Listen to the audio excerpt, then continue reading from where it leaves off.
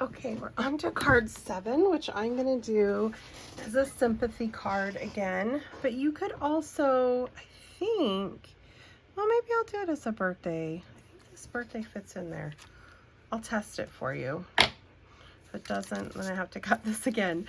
Okay, so our DSP, we're going to cut it into 1 1/4 inch strips, but I'm going to start with 3 3/4 only because that lets me look at this, look at like the 1/4 inch line to see what you want in your thing. I can see that mine, it's not upside down. Mine looks different. I think I ended up doing it, who knows? Some of those are upside down. Let's just get it 5 1/4 inch tall. And I trimmed off the words and the lines. So I have seen cards with those in there, but I trimmed them off. So let me just first cut off those lines, those words. And then I think if I go to 5 1/4, I'm not sure what I did, to be honest. I think I'm gonna have to do it this way. Let me just cut off my lines and then I can see what I'm working with. I think I had to go 5 1/4 this direction.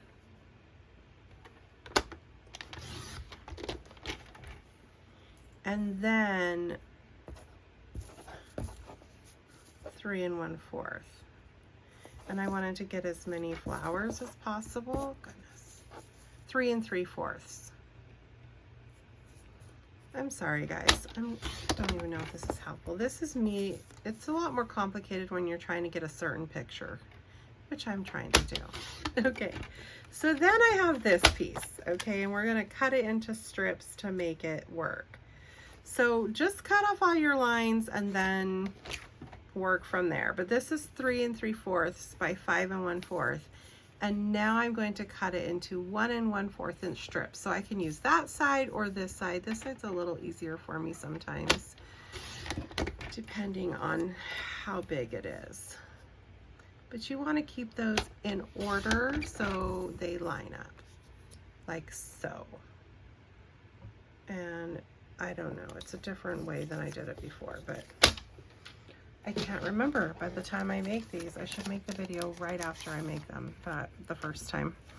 Okay, so then this is going to be the same as before. I am gonna try to make this one shorter. So you would line these up in your order, whatever way you want to have be up the top. I think that's what I did. I think I did it like this. I figured it out. And then you'll take one of these pieces, probably whichever one's the longest, and you'll wrap this around the back and tape it just like we've done before. But you'll want to gauge where you want your greeting to be. And then you'll bring this piece under and tie it into a knot. Okay, so that's that. And then this one, same kind of deal as that last card as far as we have to piece it together, but because there's not little dots around the edge, we could maybe just tape it.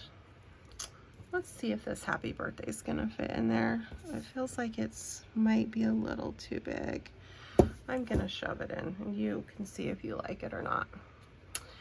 Oh, where did my mossy meadow go? Okay, here we are. Let me just, okay, making sure it's inky enough. It doesn't feel super inky.